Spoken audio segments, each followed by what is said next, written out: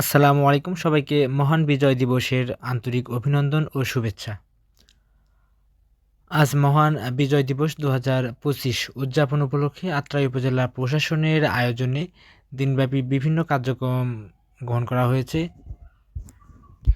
এর মধ্যে সকালে ৩১ বার তপধ্বনির মাধ্যমে দিনটির সূচনা করা হয়। এরপরই শহীদ মিনারে শহীদদের স্মরণে পুষ্পস্তবক অর্পণ করা হয়।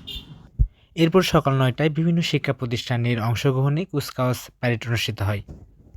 অনুষ্ঠানের সভাপতিত্ব করেন উপজেলা নির্বাহী অফিসার মহোদয়। প্রিয় দর্শক, বিজয় দিবস বাংলাদেশে প্রতি বছর ১৬ই ডিসেম্বর পালিত হয়। ১৯৭১ সালের মুক্তিযুদ্ধে পাকিস্তান সশস্ত্র বাহিনীর পরাজয় এবং বাংলাদেশের স্বাধীনতা অর্জনের স্মরণে এই দিনটি উদযাপন করা হয়। ১৯৭২ সালের ২২শে জানুয়ারি প্রকাশিত এক প্রজ্ঞাপনে দিনটিকে বাংলাদেশের জাতীয় দিবস হিসেবে ঘোষণা করা হয়। দিনটিকে সরকারি ছুটির দিন হিসেবে গণ্য করা হয়।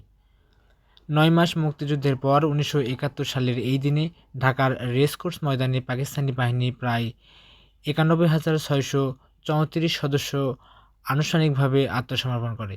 এর ফলে স্বাধীন ও সার্বভৌম রাষ্ট্র হিসেবে বাংলাদেশের অভ্যুদয় ঘটে। প্রতি বছর দিবসটি যথাযথ মর্যাদায় সারা দেশে পালিত হয়।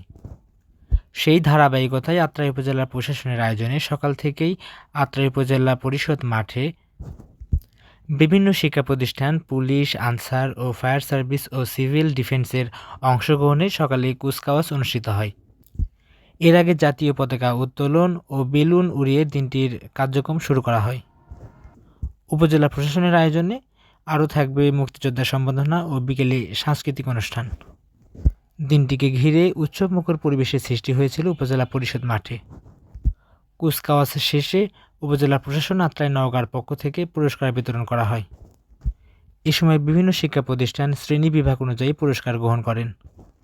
১৬ ডিসেম্বর মহান বিজয় দিবসে অংশগ্রহণ করে বিভিন্ন শিক্ষা প্রতিষ্ঠানের শিক্ষার্থীরা উল্লাসে এ সময় মেতে ওঠেন।